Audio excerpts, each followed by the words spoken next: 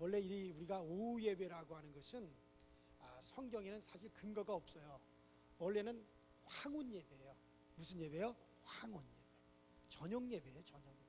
왜냐하면 왜 주일날 오전 예배와 또 저녁 예배를 과거서부터 드렸냐면 안식일에는 또 성일에는 하나님 앞에 아침 번제를 드렸어요. 오전에 번제를 드리고 해가 질 때에 또 저녁 소제를 드렸어요. 그렇게 해서 안식일날 하나님 앞에 제사를 드렸거든요. 오늘날처럼 예배를 그렇게 드렸단 말이에요. 그래서 그것에 본을 받아서 신약에 와서도 이제 주일이 되면 오전 대예배, 그 다음에 저녁에 황혼 예배라. 그래서 옛날에는 저녁 예배를 드렸어요. 근데 사실 그렇게 해야 맞아요. 그런데 이게 이제 점점 우리나라에서 우리 성도들의 편리성을 생각한 거죠. 아이고, 주일날 오전 예배들 집에 들어갔다가 또 다시 저녁에 나오는 것이 번거로우니까 이게 그냥 오후에 찬양 예배다. 그래가지고 그냥 교회에서 점심 먹고 그 다음에 이어서 그냥 예배 드리는 것으로서 뚝딱 해치우는 식으로 된 건데, 저 개인적으로 생각할 때 지금 뭐 한국 교회가 다 그렇게 하고 있으니까 우리 교회만은 문제만은 아니에요. 그러나 저 개인적으로 생각할 때는 저녁 예배를 드려야 된다라는 생각을 지금 해요. 그래서 아무도 지금 아멘을 안 하시는 거 보니까 이대로가 좋사오니 다들 이제 그렇게 생각하시는 것 같은데, 그러나 우리나라에서 우리 한국 기독교가 다시 저녁 예배를 회복해야 되지 않을까라는 그런 생각을 저 나름대로 좀 하게 되고, 또 그것이 옳다라는 그런 생각이 듭니다. 어쨌든 제가 그 오후 예배는 어쨌든 우리가 그 저녁 황혼 예배를 대신하는 거기 때문에 이게 무시해서는 안 됩니다. 왜? 이게 그게 사실 법이거든요. 하나님의 성일에 해야 될 법인데, 지금 이렇게 보니까는 제가 너무 감사한 게 그래도 오후 예배 지금 많이 나오셨어요. 제가 와서 첫째 주는 얼마 안 나오셨어요. 그러니까 제가 처음에 강서제일교회 인사로 때 오후 예배만, 내 부임하기 전에 오후 예배 딱 드리러 왔을 때는 그득 찼어요. 지금 이만큼의 수가 있었단 말이에요. 근데 그 다음 주에 정신을 부임해가지고 오후 예배 드리니까 썰렁한 거야, 이 자리가. 야, 이거 이상하다. 그때는 내 얼굴 보러 왔구나. 그래서 내가 다음 주는 또 어떨까 하고 기대를 했는데 다음 주도 또 썰렁하더라고요. 근데 오늘 보니까 많이 채워졌어요. 그런데도 이 자리가 가득 차야 됩니다. 아래층은 가득 차야. 앞으로 이제는 여러분들 꼭 오고 싶어하는 오후 예배를 만들게요. 제가 어떻게 하고 싶은? 오고 싶고 꼭 참석해야겠다는 마음이 들 정도로. 오후 예배 때는 아주 깊은 성경을 제가 쉽게 설교식으로 제가 가르쳐 드릴 거예요. 그러면 여러분들이 말씀을 알아가는 그 재미가 있어가지고 오후 예배 안 오고서는 못 배길 정도로. 그리고 오후 예배는 이제 주체 예배를 이렇게 할까. 그래서 우리가 뭐 다른 교회도 오후 예배가 상당히 무시돼가지고 뭐 큰 교회 뭐 1000명, 2000명, 뭐 3000명 모이는 교회도 오후 예배 때 썰렁해요. 심지어 큰 교회인데도 오후 예배 때 100명도 안 모이는 거예요. 나 이것은 절대 합당하지 않다고 봐요. 우리 교회는 오후 예배 때도 이 자리가 꽉 찰 수 있게 되기를 바랍니다. 그래서 이 하나님께 우리가 영광을 자꾸 이 장소에서 우리가 영광을 올려 드려야 돼요. 그러면 하나님이 기쁘셔서 우리 강서제일교회를 위해서 정말 우리가 생각지도 못하는 것들을 하나님 막 마련해 주실 줄로 믿습니다. 우리 그렇게 하시자고요. 자, 따라합시다. 여호와를 위하여 단을 쌓으라. 어느 교회에서요, 대표 기도를 오래 하기로 유명한 장로님이 기도를 하시는데, 이 장로님은 대표 기도만 했다면 창세기부터 시작해가지고 요한계시록까지 하나님께 다 아래에 있는 거예요.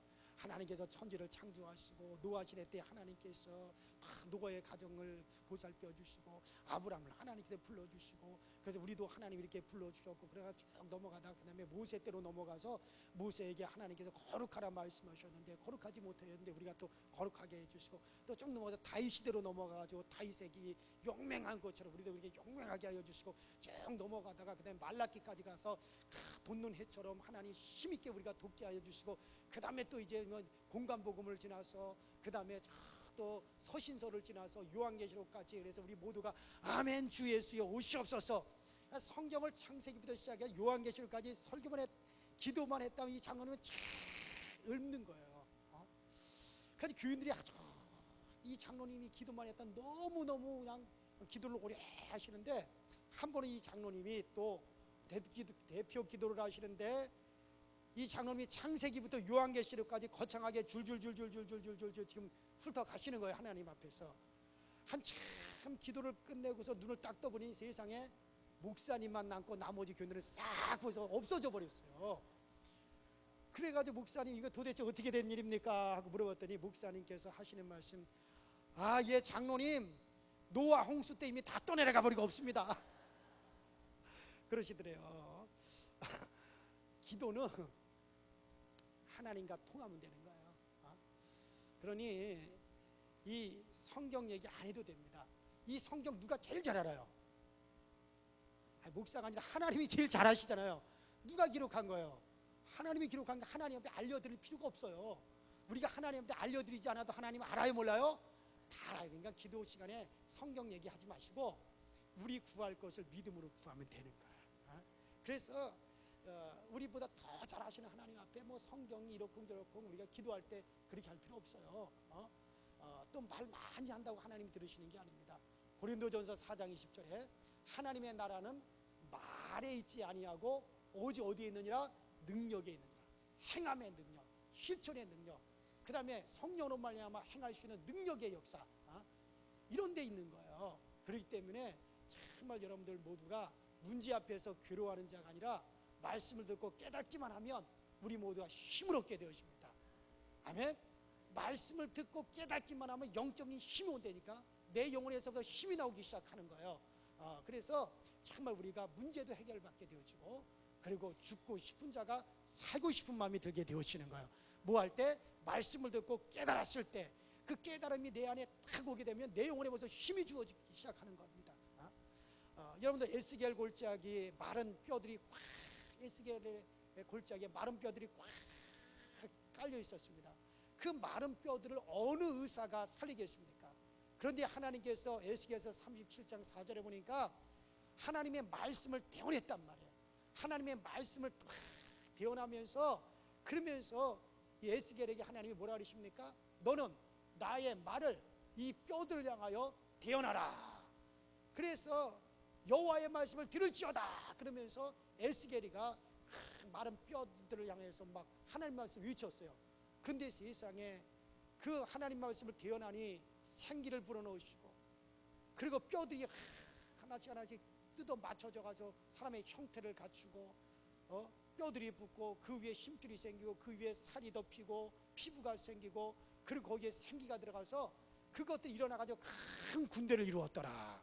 여러분 그렇습니다. 오늘 여러분 중에 건강이 꼭 마른 뼈 같아지고 사업이 마른 뼈와 같이 그렇게 앙상하게 되어지고, 어떤 부부관계가, 자녀의 문제가, 어떤 상황이 마른 뼈같이 그렇게 앙상하게 되어지고 포기하고 싶은 분이 계실지 모르겠습니다. 그러나 하나님께서는 얼마든지 다시 일으키실 수가 있습니다. 말씀을 대언할 때 그 말씀이 내게 깨달아지고 내 마음판에 부딪혀오고 내 심령에 부딪혀오고 잘 박힌 모처럼 내 마음에 딱 박히기만 하면 여러분들 우리도 사는 역사가 일어나게 되어지는 거예요. 마른 뼈들도 하나님의 말씀이 대언되었을 때 그 역사가 일어났거든. 하물며 살아계신 여러분들의 심령이 하나님의 말씀을 대언할 때 그 말씀이 여러분의 심령에 와서 부딪히기만 하면 왜 여러분들이 우리에게서 소생하는 일이 없겠습니까? 우리 강서교회가 크게 소생하게 될 줄로 믿습니다. 자, 그러나 믿음은 바라는 것들의 실상입니다. 믿음이 없이는 하나님의 능력을 경험하지 못해요. 체험하지 못합니다. 그래서 히브리서 11장 6절에 믿음이 없이는 기쁘시게 못하나니 하나님께 나가는 자는 반드시 그가 계신 것과, 그리고 그가 자기를 찾는 자들에게 상 주시는 이심을 믿어야 할지니라. 우리 하나님 우리에게 상 주세요. 나는 그냥 한다가 아니에요. 하나님의 상 주심을 믿고 우리가 해 나갔을 때 우리 하나님 반드시 그 믿은 대로 우리에게 바꿔 주시는 겁니다. 오늘 주시는 말씀과 또 이 능력을 여러분들이 잘 받으셔가지고 정말 여러분들에게 삶을 바꾸고 운명을 바꾸게 되길 주의 이름으로 축원합니다. 자, 오늘 본문에 다윗이 나와요. 이 다윗의 착각이 나옵니다. 이 다윗이 이날 착각을 했는데 뭘 착각을 했냐면, 이 다윗은 자기가 어린 소년 시절에 골리앗 같은 장수를 맞아 싸울 때는 하나님이 도우셔야 된다, 하나님이 날 지켜주지 않으면 안 된다. 또 이 이 다윗이 어린 시절에 곰과 맞싸우고 사자와 맞싸울 때는 정말 하나님이 날 도와주셔야만이 된다. 하나님이 날 도와주시지 않으면 나는 잡혀먹힌다. 나는 저 사자 입에 찍힌다. 곰에게 나는 핥혀진다. 골리앗의 칼날에 난 죽는다. 하나님이 나 도와주시지 않으면 안 된다라고 이 다윗이 어린 소년 시절에는 정말 자기의 힘이 이제는 자기는 힘 있는 나라의 그런 군사도 아니고 그렇기 때문에 철저히 하나님을 의지했거든요. 근데 어느덧 이 다윗이 이제 이스라엘의 왕이 되었어요. 또 자기 아래는 수많은 군사들이 있고 수많은 백성들이 있어요. 그래서 힘 있는 나라의 왕, 130만 군대를 거느린 대국의 왕이 되었어요. 우리나라 군대가 총 몇 명이에요? 큰일 났네 이거. 우리 교회 방공교육을 하든가 해야겠어요. 우리나라 몇 명이야? 60만 대군이에요. 우리나라의 육해공군 다 합해서 60만 대군이에요. 그런데 이 시대대 지금부터 3000년 전에 다윗이 자기 나라 군사가 몇 명인지 아십니까?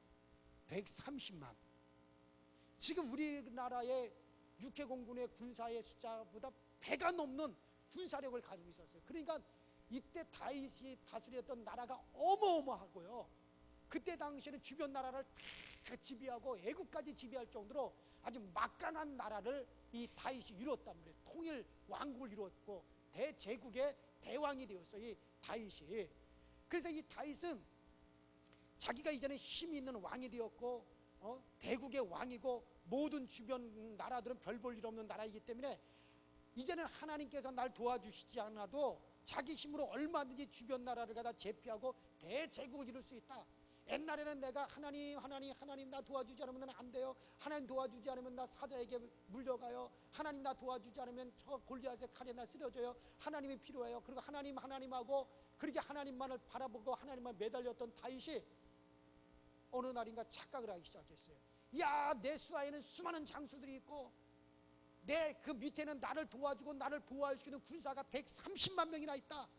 야, 이 정도 되면 이제 나는 걱정할 거 없다. 이 정도 되면 나는 참 안전하다. 그리고서는 나는 대제국을 얼마든지 내가 이룰 수 있다라고 그렇게 다윗이 생각을 했어요. 하지만 그것은 착각이었습니다.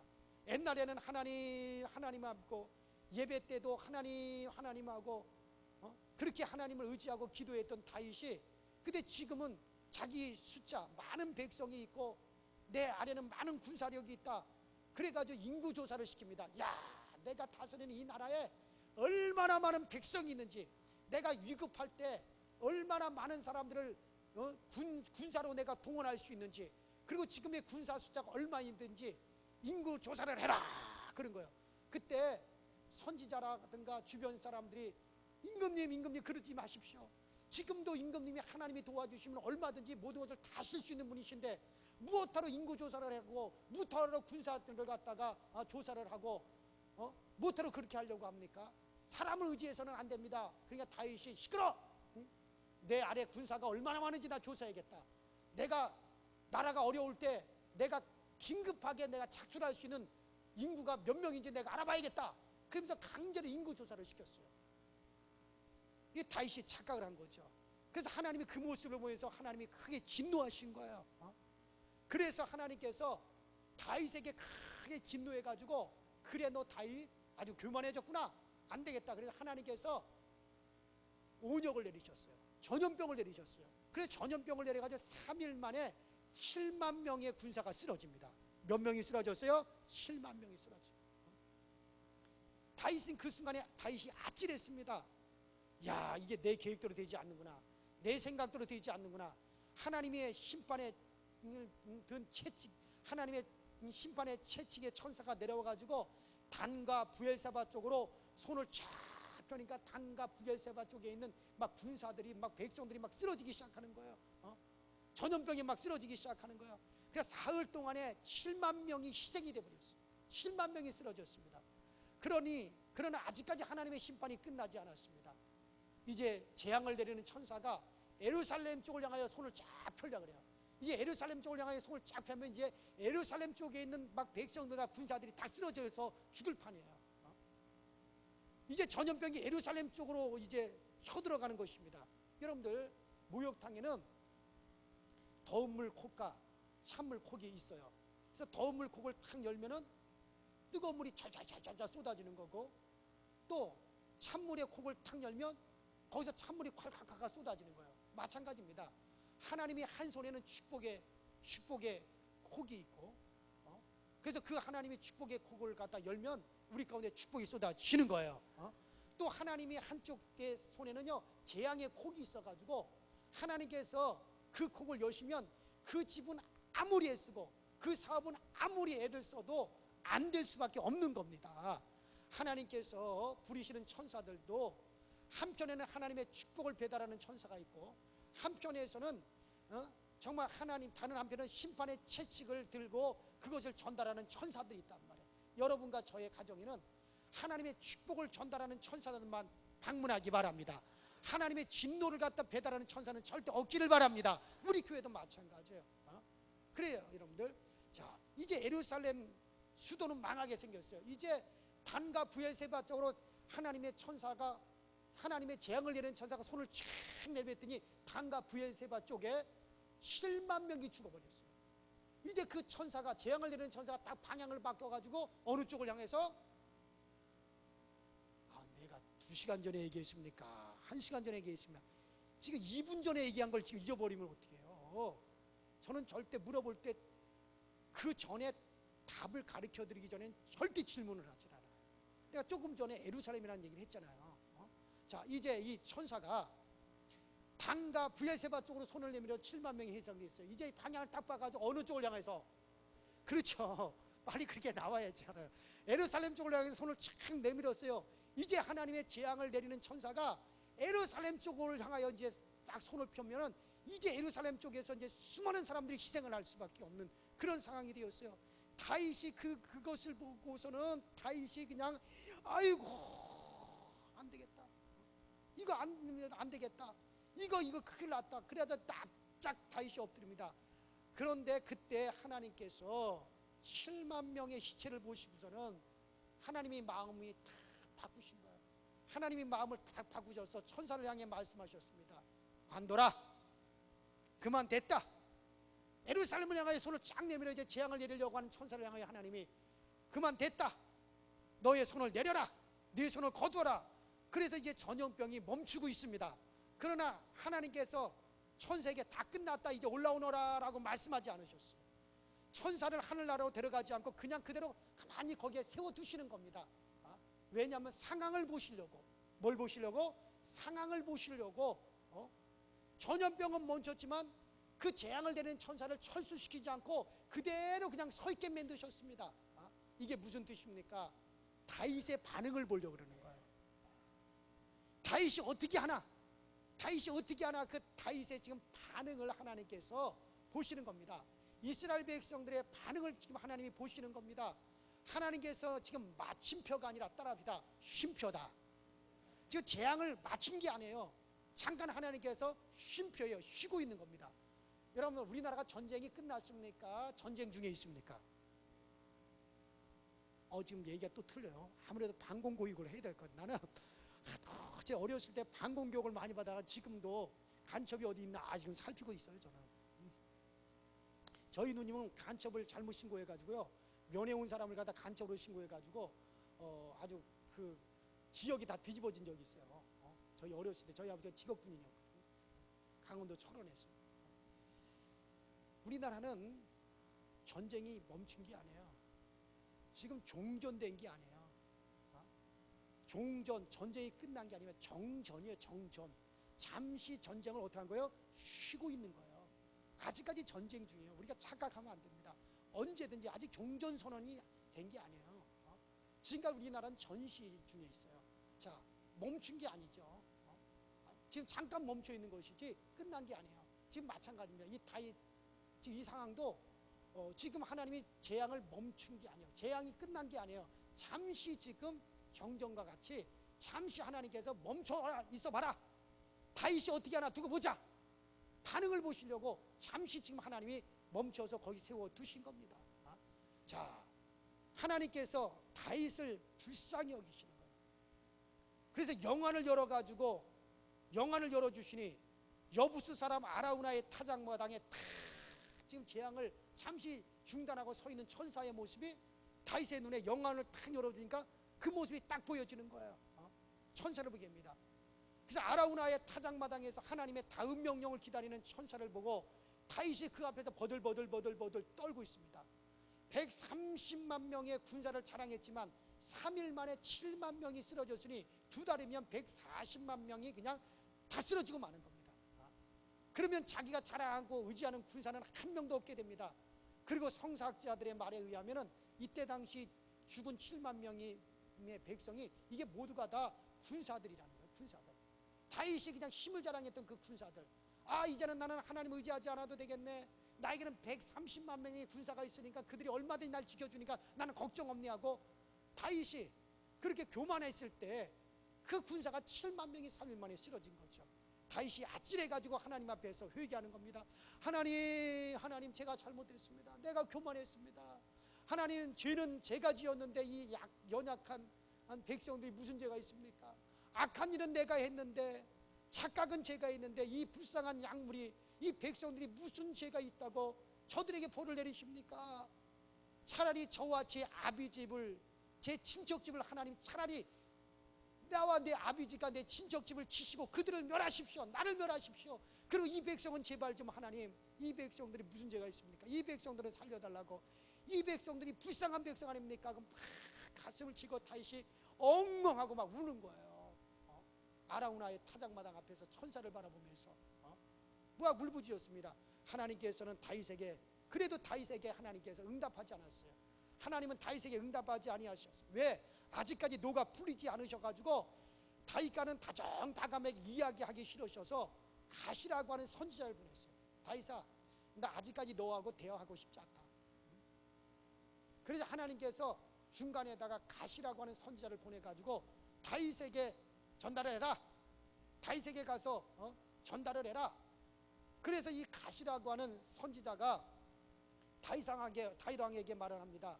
왕이시여, 여부수의 사람 아라우나의 타작마당에서 여호와를 위하여 단을 쌓으세요. 하나님 앞에 예배를 드리세요. 왜 그 어려운 공경에 처한 다윗에게 그 문제를 해결할 수 있는 방법으로 여호와를 위하여 단을 쌓으라. 따라합시다. 여호와를 위하여 단을 쌓으라. 그러니까 그 어려운 문제를 해결할 수 있는 방법은 뭐냐? 아라우나의 타작마당에서 여호와를 위하여 단을 쌓으라. 그 말을 딱 듣고 다윗이 순종을 합니다. 열리를 제쳐놓고 여부수 사람 아라우나의 타작마당에 가서 단을 쌓습니다. 오늘 우리가 여기서 깨달은 진리가 있어요. 하나님의 교훈이 있습니다. 내 인생의 길이 내 계획대로 되는 것이 아니구나. 다윗이 이걸 깨달았거든요. 다윗은 130만 명의 군사의 숫자로 주변 국가들은 내가 얼마든지 다 제압하고 대제국을 내가 만들 수가 있겠구나 하고 그렇게 마음먹고 하나님을 의지하지 않았어요. 그런데 대제국은커녕 7만 명의 군사가 사흘 만에 쓰러지니 자기 인생의 계획이 다 물거품이 되는 것을 깨달았어요. 그래서 여호와를 위하여 제단을 쌓으라. 하나님을 위하여 예배의 제단을 쌓으라. 여러분들 자동차 부품이 3만 개 정도가 된대요. 우리가 자동차 하나에 들어가는 부품이 3만 개가 그것이 다 조립해가지고 자동차가 되지만 금속 쇠붙이인 키, 열쇠가 없으면은 자동차를 움직일 수가 없습니다. 자동차의 그 작은 키, 그 키가 있어야만이 그걸 가지고 시동을 걸을 때만이 엔진이 움직이고 전조등을 켤 수가 있고 오디오가 작동이 되고 라디오가 다 작동이 되어지는 겁니다. 자동차 키가 없으면 아무것도 할 수 없는 것처럼 예배는 여러분 예배는 인생에 있어서 자동차의 키와 같아요. 뭐와 같아요? 자동차의 키와 같아요. 그래서 예배는 우리 인생에 있어서 자동차의 키처럼 아주 귀한 것임을 이걸 믿으시기 바랍니다. 예배를 바로 드리면 하나님께서 모든 것을 하나님께서 도와주시는 겁니다.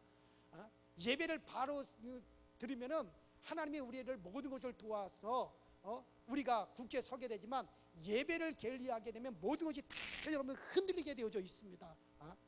다윗이 하나님 앞에 이 문제를 해결할 수 있는 방법을 하나님이 가르쳐 주시는 거예요.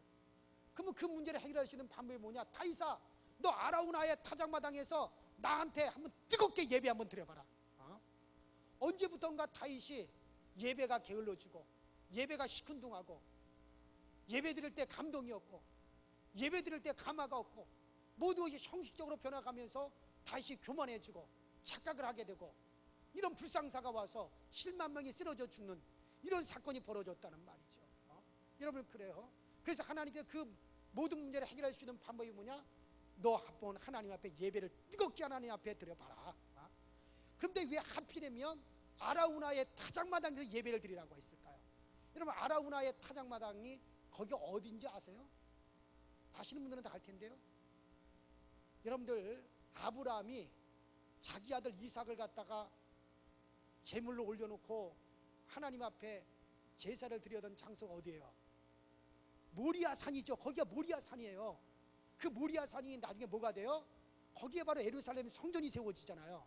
지금 예루살렘 성전이 세워진 바로 그곳이 지금 바로 예루살렘이 과거의 아브라함 때는 그게 모리아산이에요. 그 모리아산이 바로 어딘지 아십니까? 아라우나의 타작마당이란 말이에요. 그것이 세월이 지나서 그 모리아산 그 정상이 아라우나라고 하는 사람의 타작마당이란 말이에요. 그러니까 지금 다윗에서부터 아브라함 때까지 1000년의 세월이 지났어요. 근데 하나님은 그 1000년 전에 그 아라우나의 타작마당 모리아산에서 하나님 앞에 뜨겁게 자기를 들여가며 하나님 앞에 뜨겁게 예배드리며 하나님께 제사드리던 그 아브라함의 그 제사를 하나님은 생생하게 기억하고 있는 거예요. 그러고서 그로부터 1000년의 세월이 흘렀어요. 하나님은 그 뜨거운 그 장소에서 뜨겁게 예배드리던 아브라함의 그 예배를 받으시고 그 아브라함의 예배를 기억하시던 하나님께서는 아브라함의 자손인 다윗을 향하여서 다윗아 너 아라우나의 타작마당에서 나에게 한번 뜨겁게 예배 한번 드려봐라. 누구처럼? 아브라함처럼. 하나님은 그 아브라함의 예배를 얼마나 기쁘게 받으셨는지 그 아브라함 때로부터 지금 다윗의 시대까지 1000년의 세월을 뛰어넘었어요. 그러면서 하나님은 그 예배를 기억하시고 다윗에게 그 장소 똑같은 그 장소에서 하나님 앞에 예배드려라. 하나님 앞에 제단을 쌓아라. 하나님은 그것을 지금 요구하시는 거예요. 그 똑같은 장소에 또 누가 오셨어요? 예수님께서 오셔서 그 장소에서 피 흘려주신 장소가 또 바로 그 장소란 말이야. 그러니까 그 장소는 아브라함이 이삭을 드려가며 예배드렸던 그것이 바로 모리아산이요. 그것이 바로 다윗이 하나님 앞에 회개하며 정말 뜨겁게 예배드렸던 바로 그 아라우나의 타작마당이요. 그 바로 그 장소에 바로 누가 예수님께서 오셔서 몸치고 피 흘리사 바로 십자가 지신 장소가 바로 또 그 장소란 말이에요. 그러니까 바로 그 역사적인 그 장소에서 너 다윗아 나에게 뜨겁게 한번 제단 한번 쌓아봐. 뜨겁게 한번 나한테 예배 한번 드려봐라. 하나님이 그것을 아브라함에게 그 다윗에게 하나님 요구한 것이죠. 그렇습니다. 그랬을 때 그 장소에서 다윗이 눈물을 흘려가면서 하나님 내가 잘못했습니다. 내가 착각했습니다. 내가 교만했습니다. 그러면서 자기가 회개하고 하나님 앞에 뜨겁게 예배를 드렸을 때 하나님은 거기서 예배드리는 다윗의 예배를 받으시고 그 천사를 다 철수시키고 다윗을 위하여 하나님께서 더 좋은 곳을 예비해 주시고 오히려 다윗을 더 강건하게 만들어 주시고 다윗의 군대를 더 강성하게 만들어 주시고 그리고 다윗의 나라를 더 튼튼하게 해주시고 할렐루야. 그래 그거를 하나님 받으신 거죠. 오늘 여러분과 저는 아브라함처럼 뜨거운 예배를 여러분 생애에 몇 번이나 드렸습니까? 하나님께서 예배를 얼마나 좋으시는지 몰라요. 얼마나 예배를 좋아하시는지 몰라요. 내미는 이슬을 먹고 살고 사람은 사랑 때문에 살지만 하나님께서는 예배 받으시는 즐거움에 사십니다. 따라합시다. 하나님은 우리의 예배를 받으시는 즐거움에 사신다. 그래 우리가 뜨겁게 예배드리고 아멘하며 기쁨으로 말씀을 듣고 우리가 즐거이 하나님께 헌신을 하고 즐거이 우리가 찬양을 드리고 즐겁게 우리가 신앙 고백을 드리는 이 예배를 통해서 하나님은 너무너무 기뻐하시는 거예요. 그래 여러분들 출애굽기 8장 1절과 9장 1절에도 하나님께 이스라엘 백성들을 갖다가 애굽에서 끄집어낸 목적이 무엇이냐? 하나님 앞에서 절기를 지키게. 그러니까 이 말은 다른 말로 말하면 하나님 앞에서 안식일을 지켜드리기 위해서 그렇게 했어요. 그러니까 하나님이 애굽에서 이스라엘 백성을 끄집어낸 것도 하나님 앞에서 예배드리게 하기 위해서 이스라엘 백성을 애굽에서 끄집어내었다라고 그렇게 말씀하고 있는 겁니다. 그리고 여러분들 에베소서 1장 3절 또 6절에도 하나님은 백성들을 구원하시는 것과 하나님을 찬송하는 것 예배하게 하기 위해 위함이라고 그렇게 말씀하셨어요. 다윗이 오늘 본문에 가서 예배를 드릴 때 뜨겁게 아라우나의 타작마당에 눈물을 흘려가면서 하나님 앞에 예배를 때 하나님께서는 그 예배를 받으시고 다윗의 모든 것을 하나님이 회복시켜 주셨어요. 그리고 내 종 다윗아 하시는 그 하나님의 사랑을 받습니다. 여러분들 따라합시다. 예배가 모든 것을 회복시킨다.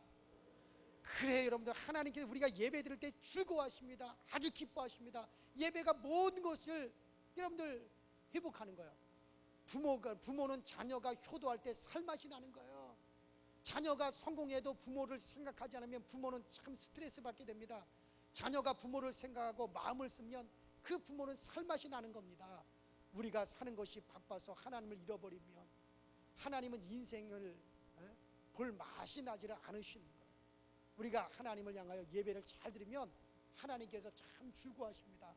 사과나무에 큰 사과를 맺게 하려면 장가지를 다 잘라 주어야 되듯이 아무리 강하고 굳센 가지라도 잘라내야 해요. 그래야 굵은 사과가 열리죠. 우리도 하나님 앞에 굵은 열매를 맺어 드리려면 정말 우리가 취미, 친구 만나는 거, 뭐 아까운 어떤 것이라도 다 잘라내고 예배를 제일 먼저 앞세워야 될 줄로 믿습니다. 그럴 때 모든 것이 회복되어지는 거예요. 제가 저 청주에 있는 청주 북이면 북이 소망교회라고 하는 교회에 제가 붕회를 한 적이 있어요. 근데 그 집에 목사님의 딸이 조사라라고 하는 딸이 있는데 그 딸이 보름이 됐는데도 똥을 못 싸는 거예요. 배설을 못 하는 거예요. 한 달 가까이 됐는데도 이 배설이 안 되는 거예요. 먹기는 먹는데 뒤로 나오질 않으니까는 그 이제 7살인가 된 그 딸아이가 그렇게 되니까는 부모님들이 그냥 어쩔 줄 모르는 거예요. 이게 별걸 다 해봤는데도 이 배설을 못 해요. 얘가. 그러니까 보름이 지나서 뭐 20일이 넘어가지고 막 한 달 가까이 있는데 애가 배설을 못 하니까 애도 화장실만 가면 막 애가 울어요. 안 나오니까. 그래가지고 그때 붕회를 갔는데 저한테 그러니까 목사님 이거 어떻게 하면 좋습니까? 그래서 집회 다 끝나고 나서 제가 막 안수도 해주고 그랬는데도 안 되는 거예요. 그래서 집회 끝나고 나서 제가 그렇게 얘기했어요.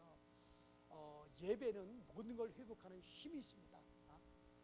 목사님 가정에 가정 예배 드립니까? 그랬더니 안 드린대요.